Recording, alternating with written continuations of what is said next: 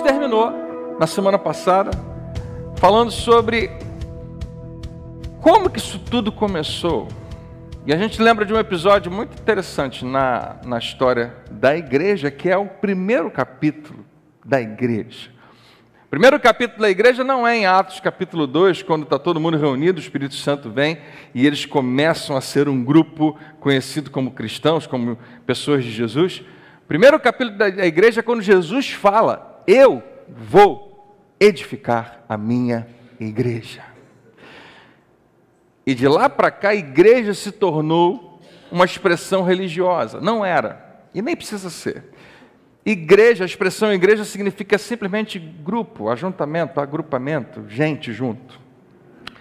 Não seria errado dizer, ao invés de igreja, porque eles entendiam dessa maneira naquele tempo, as pessoas, o pessoal, o grupo de Jesus.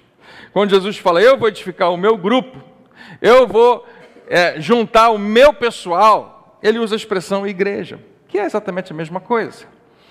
Mas de lá para cá, né, a gente usa o nome de igreja, essa expressão, para exemplificar quem são o grupo mundial dos cristãos, né, que estão espalhados pelo mundo inteiro. Como é que uma igreja afeta uma nação? A gente usa a expressão igreja como uma instituição maior. Hoje a gente fala de várias denominações, de várias igrejas, de vários títulos, de várias ideias, de vários pensamentos. Eu acho que isso tudo estava previsto, eu acho que Deus, né, Jesus sabia muito bem que isso ia acontecer, mas ele estabeleceu uma coisa, pela qual todas as igrejas, entre aspas, porque para ele só tem uma, mas todas as denominações, todos os grupos que se denominam igreja, eles iam ter em comum. E ele estabelece lá em Cesareia de Filipe. Interessante, porque eu não sou um estudioso do assunto, mas eu tenho ouvido muito a respeito disso. Esse lugar é um lugar onde Jesus teve que sair de onde eles estavam, viajar um bom tempo, chegou lá com o seu grupo de discípulos, cerca de, você sabe, né, 12 homens, para ter uma conversa com eles lá. Eu não sei o que Jesus fez no caminho, o que ele fez na volta, se ele fez alguma outra coisa depois, mas a Bíblia fala que em determinado momento ele chega nesse lugar. E Cesareia de Filipe era um lugar que tinha sido dado de presente para um dos grandes imperadores, César Augusto. E ele recebeu aquele lugar lá, e eu tenho ouvido mais e mais sobre esse lugar, acho interessante. Nessa semana a gente teve um encontro de pastores, um café da manhã, e um pastor pregando falou sobre esse texto. Ele disse que assim como vários impérios, né, o Império Grego, o Império Romano, de vez em quando preparavam também alguns lugares onde tinha uma escola e uma biblioteca, e era um lugar de ensino, de crescimento. E eles chamavam aquele lugar de igreja. É um lugar de juntar pessoas. E aparentemente, aonde Jesus estava, junto com os seus discípulos, eram ruínas de um lugar assim. Interessante. Quando o pastor, como é que era o nome do pastor que veio no passado? Tony Cook, veio aqui. Ele falou para mim, a gente conversando, que existia também uma gruta naquele lugar, com uma porta muito grande, que era um lugar religioso, de coisas horríveis que aconteciam, como os sacrifícios humanos das religiões pagãs, e chamavam aquele lugar os portais do inferno, ou as portas do inferno. Mais uma informação que veio. O que me interessa é o seguinte: Jesus está ali com os seus discípulos e ele faz uma pergunta para todos os seus discípulos, eu acho que eu coloquei aqui. Chegando Jesus à região de Cesareia de Filipe, perguntou aos seus discípulos: quem os homens dizem que o Filho do Homem é? E eles responderam: as pessoas dizem o seguinte, Jesus, alguns dizem que é João Batista, outros dizem que é Elias, ou seja, ninguém te conhece tão bem assim, as pessoas acham que você é João Batista, Elias, e ainda outros Jeremias. Então, os judeus, as pessoas lá acreditavam em reencarnação, acreditavam que talvez Jesus fosse algo que havia sido profetizado lá atrás, que um profeta, um grande profeta iria se levantar, e seria talvez um desses, ou um dos profetas. Jesus ouve tudo aquilo, ele não estende aquela conversa, ele não para dizer assim: é mesmo? Que coisa esse pessoal achar isso de mim? Não, ele vai onde ele queria chegar, ele pergunta: e vocês? E essa sempre vai ser a pergunta. Você sabe que todos nós temos uma ideia geral do que as pessoas acham que Jesus é, quem Jesus é. Mas o que faz real diferença na sua vida é quem você diz que Ele é. Então Jesus sempre vai fazer essa pergunta: e você? E você? E você? E vocês, perguntou Ele, quem vocês dizem que eu sou? E Pedro se tornou meio que o porta-voz do grupo, ou então ele não perguntou nada para ninguém, ele quis dizer a opinião dele, e ele diz assim: Simão Pedro respondeu, tu és o Cristo. Não um Cristo, não um outro Messias. Tu és o Cristo, o Filho do Deus vivo. E isso é mais importante do que imediatamente a gente consegue perceber só fazendo uma leitura. Jesus dá um valor imenso, ele fala, respondeu Jesus, feliz é você, Simão, filho de Jonas, porque isso não lhe foi revelado por carne ou sangue. Ou seja, isso não é da sua própria inteligência, Pedro. Com todo respeito, você é mais ou menos inteligente, mas não foi você que conseguiu pensar nisso sozinho. Ninguém pôde te ensinar isso. Deixa eu te falar, Pedro, nesse momento você foi usado e inspirado por alguém muito maior do que você. O Pai, o meu Pai que está no céu é quem revelou isso a você nesse momento. Que maravilha. Eu queria ser Pedro nessa hora, né? Jesus me elogiando porque o Pai me usou para falar alguma coisa para Ele. Mal sabia Pedro que isso era perigoso, daqui a pouco ele ia ficar orgulhoso e ia falar uma bobagem tão grande. Mas até agora ele está bem, está tudo certo. Tu és o Cristo, o Filho do Deus vivo. E Jesus fala, eu lhe digo que você é Pedro. A expressão Pedro é bem parecida com o que a gente acha que parece, pedra. Só que a expressão Pedro significa Petros, pedrinha. Jesus faz um jogo de palavras e fala, Pedro, o que você falou é uma rocha, é uma pedra. Petros, nome dele, Petra, rocha. Sobre esta pedra, sobre o que você acabou de dizer, sobre a sua declaração, eu edificarei o meu grupo, o meu ajuntamento, a minha congregação.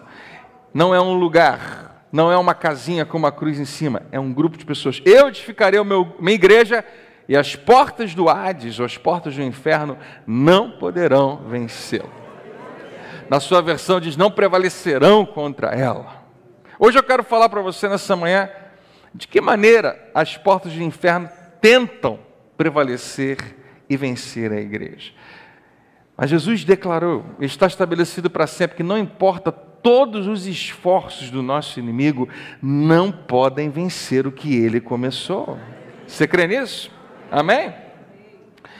Jesus estabelece a única coisa que toda igreja vai ter em comum.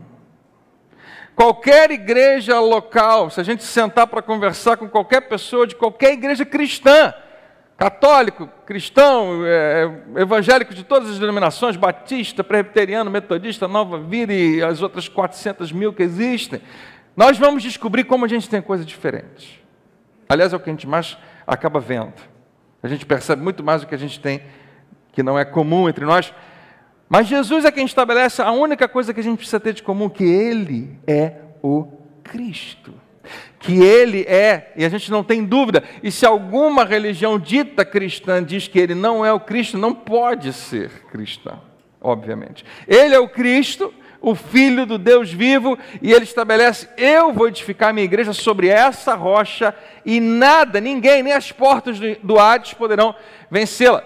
E essa expressão Hades é uma expressão interessante. Eu resolvi ler um pouco mais a respeito disso esses dias, porque eu já ouvi tanta informação. Eu gostei muito do que a enciclopédia bíblica fala, que Hades, ela é usada a expressão várias vezes na Bíblia, dezenas de vezes, mas muitas vezes traduzida como inferno. No Apocalipse você vai ver que tanto a morte quanto o inferno foram jogados no lago de fogo. É aí que a nossa cabeça fica doida, né?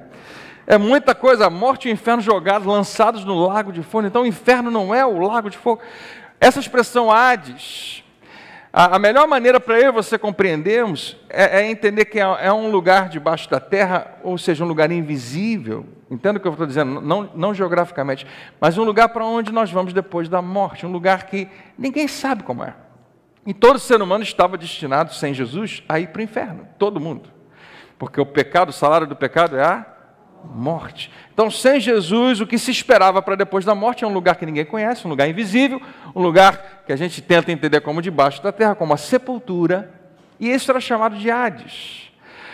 Na minha interpretação, o que Jesus está dizendo é que a morte, as portas da morte, os portais da morte, ou que a morte tem para oferecer, todo o poder da morte, não pode impedir o avanço e o estabelecimento do que ele começou a edificar e está edificando.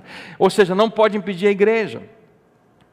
Jesus estava no lugar, possivelmente, onde acontecia sacrifício humano. Jesus estava a alguns dias de ele mesmo ser sacrificado. E Jesus olha para os seus discípulos. E se você me permitir uma transliteração, Jesus está dizendo: eu vou morrer daqui a pouco. E depois vocês também vão.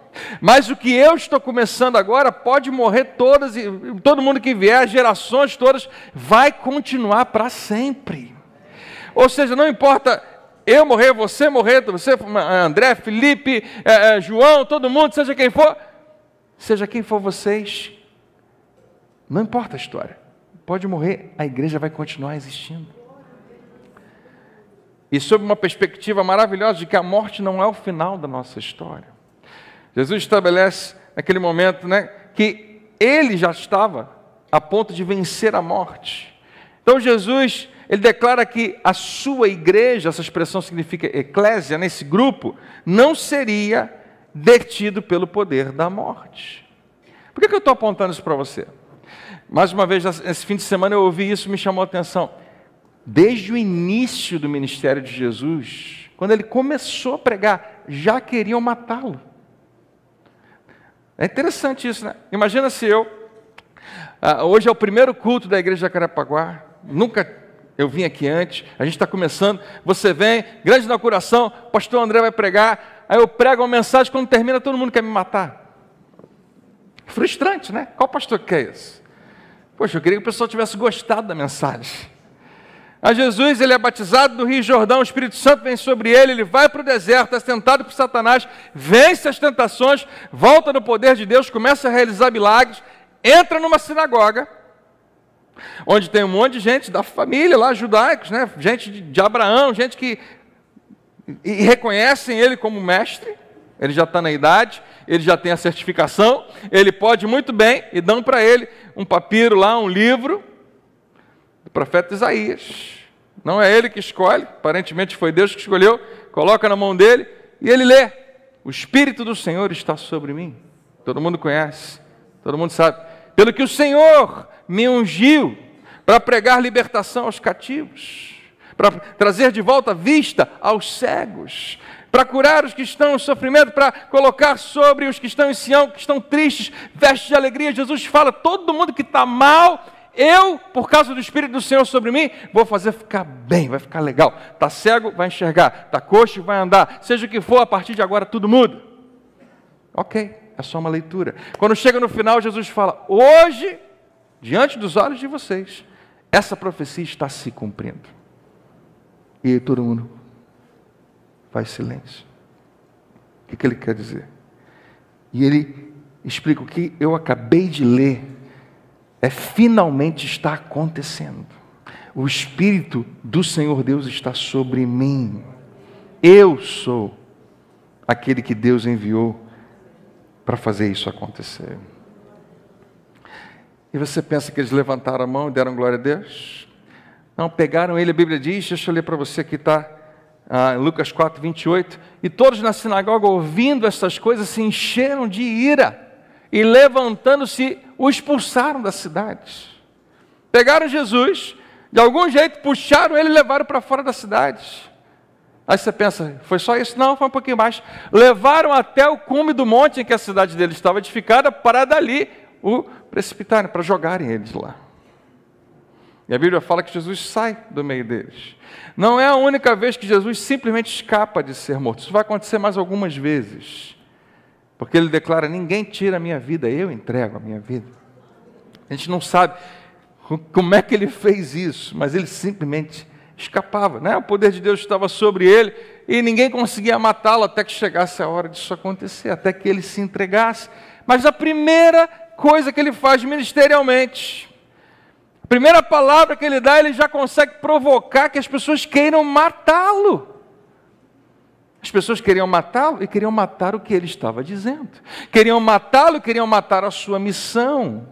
Queriam matá-lo e matar qualquer reflexo, qualquer potencial do que ele poderia se tornar. Eu quero mostrar para você que no Antigo Testamento nós temos uma imagem semelhante sobre o que Deus está fazendo, uma obra que Deus está edificando e como as portas do inferno querem prevalecer. Porque isso aqui era as portas do inferno, né? Ou seja, matar. A gente mata para resolver o problema. A gente mata para não dar continuidade. Isso é um pensamento que o mundo tem, de uma forma geral. Quando alguma coisa incomoda a tal ponto de poder ameaçar o meu estilo de vida, a melhor coisa é que aquilo desapareça. Então, se puder, eu mato. A gente já viu isso acontecer, a gente tem visto isso acontecer. O que o mundo não entendeu é que toda vez que você mata alguém, você não matou a ideia daquele alguém. E aquela ideia se torna ainda mais forte do que já era antes, porque você torna a pessoa um Marte. Jesus ainda não estava pronto para ser Marte, nem ia ser nesse momento, nem era o seu foco. Mas era a ideia que todo mundo tinha, quanto mais cedo matar, melhor. E assim acontece lá no Antigo Testamento várias vezes. Em especial, eu quero chamar a atenção para você hoje, para o livro de Neemias. Neemias conta a história de uma edificação, algo que tem que ser reconstruído, algo que precisa ser levantado, mas que traz uma imensa resistência. O inimigo vem para dizer, não vai conseguir, se precisar a gente vai matar. Você conhece um pouquinho da história de Neemias? Neemias, ele, pela uma direção de Deus na sua vida, volta para Jerusalém, a cidade está completamente destruída, e o principal, não tem muros, e ele vai reconstruir os muros e colocar as portas. Quem já ouviu falar nisso antes? Levanta sua mão assim para mim. E você sabe que aparece uma resistência, aparece dois caras, principalmente, Sambalá e Tobias e mais alguns outros, que são, para mim e para você aqui, uma analogia do nosso próprio inimigo, de Satanás. Né? Uma representação. Eles chegam na intenção de impedir que algo seja edificado.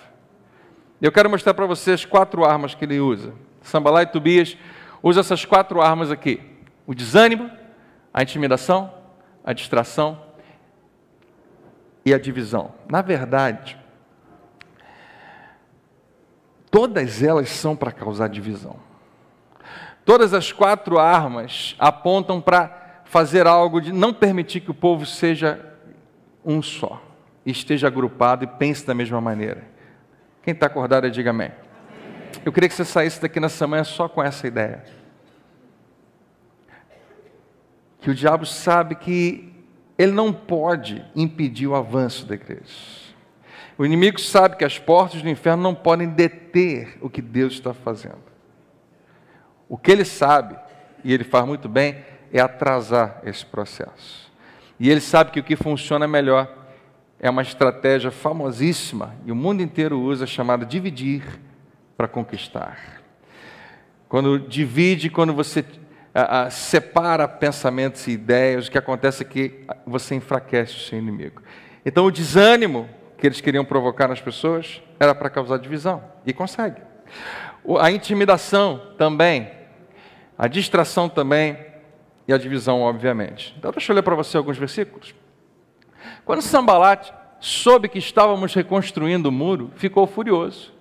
E a primeira coisa que ele faz, ridicularizou os judeus. O diabo sabe muito bem como funciona mexer com a sua autoestima, com a sua hombridade, com quem você é lá dentro. Você sabe que há pessoas que vieram para cá nessa manhã, em algum momento pela manhã, vem um pensamento que tentou murchar você, que tentou desanimar você, que tentou tirar um pouquinho do valor que você tem. Na verdade, você conseguiu, de alguma maneira, perceber que você não é tudo que você queria ser, ou que gostaria de ser, ou que achava até que era. É quando o inimigo vem e, em algum nível, nos ridiculariza. Ele pode usar pessoas para nos criticar, ele pode usar piadas, seja o que for, mas que de alguma maneira toca numa parte da gente que é tão poderosa, que é capaz até de nos paralisar. E o diabo sabe que isso funciona. Então a primeira coisa que ele faz é isso. E na presença de seus compatriotas, dos poderosos, Samaria disse: o que aqueles frágeis judeus estão fazendo? Eles começaram a fazer graça dizendo: o que esse povo fraco acha que está fazendo? O que esses frágeis judeus pensam que estão fazendo? Será que vão restaurar o seu muro? Eles estão rindo daquela possibilidade. Na verdade, olha que interessante. A Bíblia vai revelar que esses homens têm medo de que eles reconstruam o muro. Mas toda vez que o seu inimigo tem medo de você, ele não mostra isso para você. Ele faz você pensar que ele está com tudo sob controle e você que deveria ter medo dele. Será que eles vão restaurar o seu muro? Irão oferecer sacrifício? Irão terminar a obra num só dia? Será que vão conseguir ressuscitar pedras de construção? Não tem nenhuma pedra boa para construir aqui, só tem um monte de entulho e de pedras queimadas. É melhor parar antes de começar. E tem gente que vai ouvir isso e vai concordar, realmente não tem muito para a gente. E aquele processo de desânimo, de desencorajamento começou, e pode ser muito bem. Pode ir até o final muito rapidamente. Depois aparece esse cara Tobias. Tobias é aquele, com perdão da palavra, é o puxa-saco. Sabe aquele cara que fica do lado? Que ele falou mesmo, é verdade. Você conhece alguém assim? O cara não tem um bom discurso, ele fala: o Tobias Amonita estava do seu lado e completou: pois que construam, basta que uma raposa suba lá para que esse muro de pedra desabe. Ele já tinha falado isso, ele está só repetindo. É aquele cara que não sabe, mas sempre tem alguém do lado para fazer isso, né? Sambalate, estou contigo. Né? Então, basta que uma raposa suba, deixa desconstruir, deixa construir. Você vai ver que vai dar. Esse discurso é tão comum, a gente ouve ele todo dia. São discursos que lá no fundo estão dizendo para você: desiste. Para que você vai tentar isso? Para que você vai tentar isso mais uma vez? Por que você está tentando edificar e manter viva uma coisa que não tem mais jeito, que já morreu? E a gente muitas vezes desanima. Hoje, pela graça de Deus, deixa esse inimigo ser desmascarado na sua frente. Entenda que ele sabe que você é mais forte do que ele. Isso é bom demais, né? A Bíblia fala muito sobre isso, como o inimigo mostra ser uma coisa, na verdade não é. Você lembra quando os espias foram em Canaã e falaram: eles são grandes demais, a gente se sentiu como se fosse gafanhoto. E eles vão além, eles falam: eles olhavam para a gente como a gente fosse gafanhoto. Aí você vai um pouco mais à frente na leitura bíblica, e quando eles finalmente vão entrar na terra, vão à casa de uma mulher chamada Raabe, e ela fala: quando vocês disseram que ia entrar, há 40 anos atrás, todo mundo aqui estava morrendo de medo de vocês. Então a gente estava com medo lá e vocês com medo aqui. Então ninguém fez nada. Isso. E se eu disser para você hoje que o que a Bíblia diz é verdade, que se você resistir ao diabo, ele vai fugir de você. Você acredita nisso? É verdade, é o que a Bíblia fala para mim e para você. Mas em geral a gente está preocupado com o que ele pode fazer. E a gente às vezes dá para ele uma moral muito grande. A gente fica preocupado. O que foi que a gente falou essa semana que fez lembrar que a Rafa estava mencionando que na hora de alguém escrever diabo, se era para ser com letra maiúscula ou letra minúscula, né? Não vamos dizer quem foi, fica só assim. Aí a pessoa pensou assim: vou botar com letra maiúscula para ele não se sentir desrespeitado. Né? Quantas pessoas têm essa preocupação? Não vou mexer com quem está quieto. Deixa eu te falar, ele é teu inimigo, ele não gosta de você, a gente não tem que gostar dele também não. E que alguém diga amém. Veja o versículo 7. Quando? Esse é outro momento. Primeiro desanimando, segundo intimidando. Quando, porém, Sambalate e Tobias, aquela turma toda, souberam que os reparos dos muros de Jerusalém tinham avançado. Ele começou e agora avançou. E que as brechas estavam sendo fechadas, adivinha? Ficaram furiosos. Eu gosto tanto quando o inimigo fica furioso, né? Esperneando. Todos juntos planejaram atacar Jerusalém e causar confusão. Diga, atacar e causar confusão. Parece que ele sabe que funciona isso. Causar confusão significa, pelo engano, fazer você acreditar em algo que não é real. Fazer uma mentira parecer uma verdade. Então o ataque era nesse nível. Mas vamos um pouco mais além. Neemias está dizendo, mas nós oramos ao nosso Deus. Quantos sabem que a oração funciona? E colocamos guardas, então não é só oração. Nós oramos e fizemos alguma coisa. E fomos cuidadosos, e tivemos bom senso. Fizemos o que Deus nos manda fazer. Vigiai e orai. Né? Não apenas ore, vigia também de dia e de noite para proteger-nos deles. Enquanto isso, o povo de Judá começou a dizer, olha como é que o negócio pega. Cada uma dessas intimidações, né, seja através do desânimo, da distração, seja o que for, pega, funciona. O diabo sabe que dá certo. Em todas elas você vai ver vítimas. Você vai ver um pedaço do povo que não conseguiu aguentar. Você vai ver um pedaço daquelas pessoas que disseram, isso não é para gente. Isso é normal. Mas você tem que decidir que pedaço do povo você vai ser. Se você vai ser daqueles que a primeira ameaça que vem se diz, não dá para mim, ou então você vai entender, peraí, maior é aquele que está em nós. Apesar do que eu estou vendo, apesar do que eu estou sentindo. Enquanto isso, o povo de Judá começou a dizer, os trabalhadores já não têm mais forças, e ainda há muito entulho por nós mesmos, não conseguiremos. É verdade. Não conseguiremos por nós mesmos. Você vai ver no final da história que não foram eles apenas que fizeram isso. Mas o que eles estão dizendo? Eles estão começando a espalhar para si mesmo que a intimidação do outro, né, foi suficiente para me desanimar, para me deixar mal. E ele continua. E os nossos inimigos diziam, agora são os inimigos. Primeiro eu mesmo falo para o povo e desanimo todo mundo. Gente, acho que a gente não vai conseguir. Mas agora os inimigos, antes que descubram qualquer coisa, ou nos vejam, estaremos bem ali no meio deles e vamos matá-los. As portas do Hades, né? E acabar com o trabalho deles. Não é isso que queriam fazer com Jesus? Matá-lo para matar o trabalho dele. Matá-lo para acabar com a missão dele.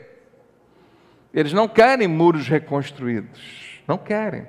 Eles querem continuar intimidando e tomando conta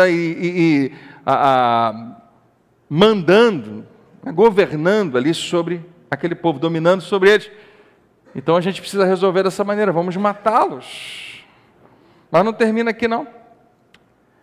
Essa é a questão da intimidação. O inimigo, ele adora falar isso, que ele vai matar. Deixa eu te falar, se ele pudesse, ele já tinha feito. A Bíblia diz que ele veio para isso, para roubar, matar e destruir. Mas Jesus diz assim, eu vim para que você tenha vida. E a tenha em abundância. Então toda vez que você ouvir uma ameaça do inimigo, você precisa lembrar, não, mas Jesus também veio. E eu estou nele, ele é muito maior do que qualquer circunstância. Amém? Terceiro, distração. Aqui a gente já está chegando no final. Quando Sanbalat e Tobias, todo mundo souberam que eu havia reconstruído o muro, que não havia ficado nenhuma brecha. Não tinha mais brecha no muro, só tinha que botar as portas agora. Então, claro, tem essas brechas imensas, mas o muro estava reconstruído. Mandaram-me a seguinte mensagem. Então, antes eles me ridicularizaram, antes eles tentaram me intimidar, depois falaram que iam me matar, agora eles querem conversar. Interessante. Em algum nível ele está dizendo, Neemias, eu respeito você, eu acho que o que você está fazendo é um negócio legal, mas tem alguns detalhes que a gente precisa conversar. Então ele fala assim, venham, vamos nos encontrar nos povoados da planície de Ono. Mas ele percebe algo, isso aqui tem a ver com ser dirigido pelo Espírito Santo. Você não atende tudo que pedem de você. Alguém diz amém? Amém. Ou você diz sim para todo mundo? Eles, contudo, estavam tramando fazer-me mal. Mas não foi isso que eles falaram, eles só queriam conversar. Eu sei. Porque eu preciso entender que o meu inimigo nunca vai jogar limpo. Então, quando ele me chama para conversar, deixa eu te falar, toda vez que o diabo te chamar para conversar, não é outra coisa, ele quer te fazer mal. Foi o problema que Eva não percebeu lá no jardim, foi esse. Vamos conversar. Porque conversar não faz mal a ninguém. Qual o problema de conversar sobre o pecado? Qual o problema de apenas pensar e fantasiar sobre o pecado? Não faz mal, não estou fazendo nenhum mal. Contudo, estavam tramando fazer-me mal. Por isso enviei eles mensageiros com a seguinte resposta. A gente gosta muito desse versículo aqui na igreja, a gente usa ele. Eu estou executando um grande projeto e não posso descer. Eu não vou parar o que eu estou fazendo apenas para atender você. Por que parar a obra para ir encontrar-me com vocês? Isso aí, Neemias, tu fez certinho. Você está trabalhando, você está ligado, Deus está contigo, o inimigo te chamou para conversar, você falou, não, vou ficar aqui, assunto encerrado, coisa nenhuma. Eles me mandaram 4 vezes a mesma mensagem. Uma das coisas que eu e você precisamos entender é que, depois que você realmente entendeu, e a gente continua falando ao mesmo tempo, sobre a igreja, sobre o que Jesus está edificando, e você está dentro de verdade, o inimigo nunca vai parar de tentar tirar você. Nunca vai desistir, de alguma maneira, né, de tentar roubar você disso. Então ele fala, a mesma mensagem, todas elas deles a mesma resposta. Esse versículo é tão importante. Porque Neemias é um bom exemplo disso, mas a Bíblia traz alguns maus exemplos. Chega uma hora que perturbam tanto, falam tanto, que a gente muda a nossa resposta. Foram 4 vezes, né? Neemias, você não está entendendo, a gente só quer sentar um pouco e conversar. Tem umas coisas que eu preciso que você saiba. Neemias, deixa eu te falar, a gente está até querendo ajudar você na tua obra, mas a gente tem que sentar um pouco e conversar. Neemias, eu sei que eu já falei muito, mas deixa eu te falar só mais uma vez. Vai ser bom para você a gente sentar e conversar. E eles podiam vir com todos os argumentos. Ele falou, não mudei a minha resposta. O que eu estou fazendo é mais importante. Não vou descer. Não vou descer, não vou descer, não vou descer, não vou parar. Na 5ª vez, na 5ª vez ele vai um pouco além, depois você pode ler a respeito disso, tem aqui, Sanbalat manda um outro homem, dizendo, Neemias, o negócio é o seguinte, a gente está ouvindo que vocês estão se armando para vir contra a gente, isso é verdade? Então Neemias poderia se sentir tentado, falar, agora entendi, então vou lá conversar com eles porque é um mal entendido. Mas não, Neemias dá a mesma resposta, vocês estão imaginando coisas, né? Nada disso, eu não vou sair de onde eu estou. Estavam todos tentando intimidar-nos, pensando, eles serão enfraquecidos. Você percebe como todo o texto gira em torno de não apenas uma pessoa, Neemias, mas um grupo. Se eu conseguir dividi-los, se eu conseguir separá-los, eles serão enfraquecidos e não concluirão a obra. E Neemias fala, eu, porém, orei agora, pedindo a Deus, fortalece as minhas mãos. Glória a Deus. Fala para o teu irmão aí, que Deus fortaleça as nossas mãos. E, queridos, eu já tinha lido essa passagem algumas vezes e até então eu pensava, são 3 armas. Mas agora, no final do texto, eu vi um negócio interessante, que vai além, e que o inimigo é poderoso, nessa tática, ele é muito astuto, que há as tentativas de divisão. Tudo é para dividir, mas essa aqui é muito óbvia. Veja bem, versículo 10. Neemias continua a sua história. Um dia, fui à casa de Semaías, filho de Delaías, neto de Metabel, todo mundo conhece, todo mundo sabe quem são. Não parece que ele está falando assim? Um dia fui à casa de Semaías, filho de Delaías, neto de Metabel, sabe não? Que estava trancado, ou seja, como se a gente soubesse quem é a pessoa, mas ele está lá, na casa de Semaías, e olha o que acontece, ele disse, vamos encontrar-nos na casa de Deus, no templo, a portas fechadas. Ótima ideia. Pois estão querendo matá-lo e eles virão essa noite. Toda vez que tem pressão, você tem que fazer algo agora, tem que correr, você tem que parar e respirar e dizer, Senhor, me dirige. Em geral, Deus não tem nada a ver com pressão. Tem que ser agora, tem que correr, vamos embora. Tem que ser nesse momento. Não estou dizendo que 100%, mas raramente Deus trabalha no meio da pressão. Principalmente com seus filhos, com seu povo. Todavia, eu lhe respondi, eu achei interessante isso. Acha que um homem como eu deveria fugir? O que Neemias está falando? Entenda, Neemias não está se achando grande coisa. Ele não está falando, eu sou homem. Não, de fugir. Ele está falando, eu estou na liderança. Está todo mundo olhando para mim. Eu vou fugir? Alguém como eu deveria entrar no templo para salvar a vida. Ou seja, deixa todo mundo lá do lado de fora e eu vou lá e salvo a minha vida. Ele diz, não. Neemias está me ensinando hoje que eu preciso dizer, mas não. A quantidade de propostas, ideias e pensamentos que o inimigo quer trazer para a gente. Eu não irei, Semaías. Não vou. E aí tem um negócio que acontece interessante, mais uma vez. E no Antigo Testamento você não vê tanto isso. Mas no Novo Testamento você tem isso esclarecido. O próprio Espírito de Deus vem e mostra uma armadilha para que você ia cair, que você não precisa cair mais. Se tem uma armadilha ali na frente, se você não vê, você vai cair. Mas se você for alertado, você não precisa cair. Só cai se quiser. Tem gente que gosta. Mas você só cai se quiser, porque Deus já te alertou. Quem está acordado, diga amém. E olha o que ele percebe. Percebeu no Espírito, que Deus não o tinha enviado. Ele me chamou para ir na casa de Deus, mas Deus não tem nada a ver com isso. O que ele tinha profetizado contra mim, e que ele tinha profetizado contra mim, porque Tobias e Sambalate o tinham contratado. Pam, pam, pam. Que trama, não parece coisa de novela isso, gente? O cara... X9, né, lá no tempo de Neemias, tinham contratado. Ele tinha sido pago para me intimidar. Você vai morrer hoje, Neemias. Vamos resolver isso, vamos se esconder, a fim de que eu cometesse um pecado agindo assim. E então, eles poderiam difamar-me e desacreditar-me. Queridos, só um retrato rápido do que o inimigo está disposto a fazer e continuar fazendo para não permitir que algo seja edificado.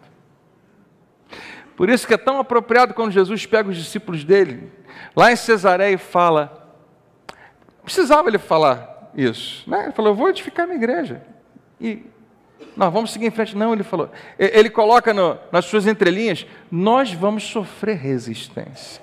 Nós vamos o tempo todo, e a história da igreja revela isso. Vão tentar impedir sempre o nosso avanço, mas deixa eu te falar uma coisa, nem as portas da morte poderão impedir esse avanço, poderão segurar, apertar, não deixar que a gente siga em frente, a gente vai continuar como igreja, como algo que eu comecei, ele é o cabeça. Nós somos o seu corpo, que alguém diga amém. O final da história diz que o muro ficou pronto no dia 25 de Elul, em 52 dias, tempo recorde, para se construir aquele muro. Quando todos os nossos inimigos souberam disso, olha que legal, todas as nações vizinhas ficaram atemorizadas. Você percebe isso? Onde é que está o esforço do inimigo? Ele vai deixar você atemorizado. Mas quando é você que permanece firme, acontece o que Jesus falou que ia acontecer, resiste o diabo. Ele, quando a Bíblia fala fugir, significa correr com medo. Ele é que vai ficar atemorizado, porque você se manteve firme, fiel, não na sua própria força, mas na força do teu Deus. Então os inimigos ficaram atemorizados, por quê? E abateu-se o seu orgulho, porque perceberam que essa obra havia sido executada com a ajuda de nosso Deus. Fica bem óbvio para todo mundo ao nosso redor, que nós sozinhos não conseguimos fazer nada, mas que Deus está conosco, que alguém diga amém. E o próximo versículo poderia ser, e eles viveram felizes para sempre, mas não, no final dessa passagem, Deus nos deixa um alerta muito importante, ele fala, e Tobias, aquele puxa-saco, continuou a enviar-me cartas para me intimidar. Em outras palavras, você acha que ele desistiu? Só porque você foi vitorioso. Pode ter uma grande vitória para contar aqui na sua história, no seu casamento, na sua vida, na sua saúde, na sua vida financeira. Glória a Deus. Eu não gosto de dizer isso para você, mas saiba, se o inimigo encontrar algum espaço, alguma brecha, algum lugar, se ele pegar você distraído em algum momento, ele pode muito bem tentar continuar fazendo as mesmas coisas, desanimando, intimidando, distraindo e dividindo, porque ele sabe que funciona. E tem a ver só apenas com isso. Dividir para conquistar. Você depois pode ler a respeito disso. É uma ideia de guerra. é uma das mais eficazes. Se você dividir o inimigo, você enfraquece o inimigo. E eu não vou nem dizer para você a que ponto isso chega. Na igreja, quando a gente fala de muitas denominações, deixa eu te falar uma coisa. Eu não acho que tem um remédio imediato para isso. Deus sabe como ele pode fazer isso. Mas divisões, dissensões, partidarismo na igreja parece que é uma coisa inevitável. A primeira vez que tem gente brigando dentro da igreja, Paulo escreve uma carta para os Coríntios e fala: vamos parar de ser criança. Porque ele sabe que a maturidade da igreja é o que vai garantir a longevidade daquela congregação. Então, para ele, isso é muito importante. Nessa manhã, eu queria dizer para você que igreja, como eu disse, não é o que acontece aqui aos domingos. Mas igreja é o que acontece em nós, e junto, né? É conosco em todos os momentos. É uns aos outros, é amar uns aos outros, é crescer juntos. E antes de você voltar para casa, uma coisa que eu queria falar aos pais. Deixa eu falar uma coisa. Eu não sei porque que eu estou dizendo isso, mas isso veio no meu coração, eu anotei aqui. Deixa eu falar para você que é pai. Você já parou para pensar, já parou para perceber que nós, como igreja local, deixa eu fazer propaganda daqui. Desde que a gente começou aqui em 2004, esse foi um dos focos da visão mais importante da nossa igreja. A gente olha muito para crianças, a gente olha muito para nossos filhos. E eu acho fantástico quando algum pai ou mãe chega e fala: pastor, está aqui o meu filho adolescente, tem algum lugar que ele pode estar aqui na igreja, envolvido com outros adolescentes? A gente fala: claro, obviamente. Mas lá no fundo eu falo: seria tão bom se você tivesse trazido ele antes. Seria tão melhor para você e para todo mundo, inclusive para ele, se ele tivesse chegado aqui mais cedo. Deixa eu falar a todos os pais. Nós, a igreja, e você, a igreja, nós queremos ajudar você na tarefa que eu acho que é uma das mais difíceis e mais importantes da sua vida, que é criar os seus filhos. Se você deixar, a gente quer coparticipar dessa tarefa e ajudar a desenvolver nos seus filhos uma fé, que eu uso essa expressão, que é como se fosse uma âncora. Você sabe o que uma âncora faz? Ela desce bem profundo e firma uma embarcação, de maneira que daqui a pouco, quando seu filho tiver uma certa idade, quando ele entrar para o ensino médio, quando ele entrar para uma faculdade, ele não vai tão longe, porque tem uma âncora firmada na sua vida, e ele permanece firmado na fé que ele recebeu. E eu te pergunto, onde mais na sua comunidade você vai encontrar um grupo de pessoas que deseja fazer isso com você? E a melhor parte é que a gente faz de graça. Não cobramos nem um centavo, fica tranquilo, não vamos mudar isso. Embora não seja de graça, custa muito. E a razão porque é possível fazer e cada vez nos tornarmos melhores naquilo que nós fazemos é graças a você, que acredita nesse ministério, que contribui semana após semana para manter vivo e de pé o que a gente está fazendo. Deus sabe como isso é importante. Então, pais, não deixe seus filhos em casa, coloque eles em contato com outras crianças, com grupos, com um adulto que está junto com você, querendo a mesma coisa, que algo muito bom seja plantado no coração deles. Amém? E eu não tinha planejado falar isso, mas eu acho que cabe falar isso. Não sei se você é ou não é dessa igreja aqui, mas não leve o seu filho a uma igreja que vai ensiná-lo a detestar a igreja. Pelo contrário, né? Talvez você tenha uma história assim, pastor. Eu fui assim, né? Passei a minha infância e a minha adolescência longe de Deus, porque ia para um lugar onde me ensinaram a detestar a igreja, não gostar de igreja. Isso acontece sem querer, não é a intenção, mas acaba acontecendo. Se é o seu caso, você hoje pode, né, ser parte de um grupo que está ensinando a uma nova geração como a igreja local é realmente a esperança desse mundo. Como Deus usa a igreja local para tocar e abençoar a vida de muita gente. E que alguém diga amém. Amém. A última parte dessa mensagem eu vou deixar para outro dia. Mas diz respeito a uns aos outros, eu e você. Em Eclesiastes, Salomão deixa o seguinte para mim e para você: é melhor dois do que um. E ele dá um monte de motivos por que é melhor. Fala, por exemplo, de alguém que cai, mas tem alguém para levantar. Você conhece alguém que já caiu? Já caiu no casamento? Já caiu nas finanças? Já caiu na saúde? Já caiu numa situação relacional? E não tinha ninguém para levantá-los? No máximo alguém da família, mas não tem amigos. Eu não posso enfatizar o suficiente para você como é urgente, como é importante estar ligado a outras pessoas da família de Deus. Pessoas para quem você pode abrir a sua vida. Porque se alguma coisa, e acontece o tempo todo, acontece com você ou com alguém da sua família, a igreja pode ajudar você e quer ajudar você, mas nós não vamos conseguir ajudar tão bem como um grupo, uma família com a qual você se envolveu. Quando qualquer pessoa traz um grande problema para nós da igreja, a primeira pergunta que eu faço, essa pessoa está em algum grupo? Está envolvida em algum PG? E a resposta 99% das vezes é não. Porque se tivesse, a gente só ficaria sabendo depois, porque o grupo já resolveu a maior parte do problema. Existe alguém cuidando e andando junto. E eu não estou falando disso só para que você diga assim, eu quero que alguém cuide de mim. Deus quer usar você para cuidar de outras pessoas também. E você vai descobrir poucas coisas são tão maravilhosas, trazem tanta satisfação, do que ser usado por Deus para abençoar outras pessoas. Então sim, eu vou falar mais uma vez hoje, vou falar domingo que vem, no outro, depois, como isso é urgente e como isso é importante. Só um minuto antes de você ir embora. Todo mundo, em algum momento, precisa de alguém. Porque acontecem coisas na nossa vida e muitas delas são só isso aqui. Nós precisamos de ajuda porque nós tomamos decisões erradas. Não precisa levantar a mão, porque eu sei que todo mundo aqui já fez isso. E nós precisamos de ajuda. Às vezes a gente não fez nada de errado, mas outros tomaram decisões e afetaram a nossa vida. Isso acontece. Ou então simplesmente a vida tem essas coisas.